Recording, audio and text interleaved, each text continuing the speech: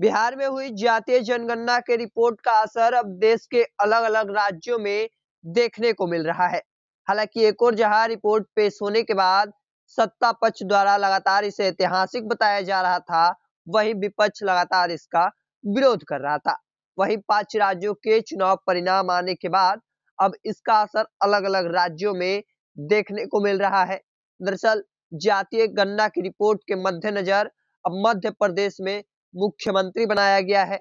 दरअसल शिवराज सिंह चौहान का पत्ता काटकर मोहन यादव को नया मुख्यमंत्री बीजेपी के द्वारा बनाया गया है।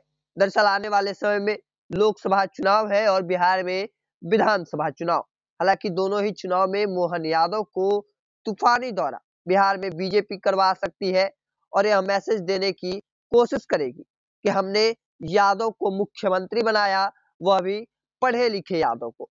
हालांकि एक और जहां जातीय गणना की रिपोर्ट का असर जो है अब धीरे-धीरे अलग-अलग राज्यों में देखने को मिल रहा है। एक और जहां बिहार के राज्यसभा सांसद यानी भाजपा के, उन्होंने ट्विटर पर पोस्ट कर दिया लिखकर, आरजेडी तो बिहार में किसी यादव को सीएम नहीं बना पाई, परंतु बीजेपी ने मध्य प्रदेश में यादव को सीएम बना दिया।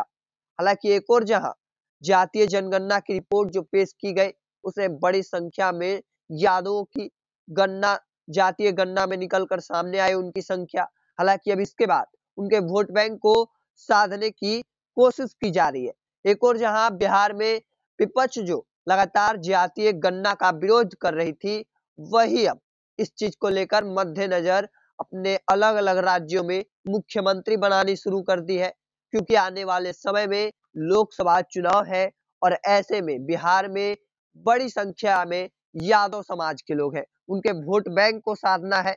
आने वाले समय में 2025 में बिहार विधानसभा चुनाव है। अब इसी चीज को लेकर मध्य प्रदेश में मुख्यमंत्री शिवराज सिंह चौहान को नहीं, बल्कि मोहन यादव को कमान दिया गया है और मोहन यादव को बनाकर एक बड़ा मैसेज यादव में बीजेपी देना चाहती है। दरअसल उनके वोट बैंक पर अपना कब्जा जमाना चाहती है। अब इस चीज को लेकर सुशील मोदी ने भी ट्वीट कर दिया है।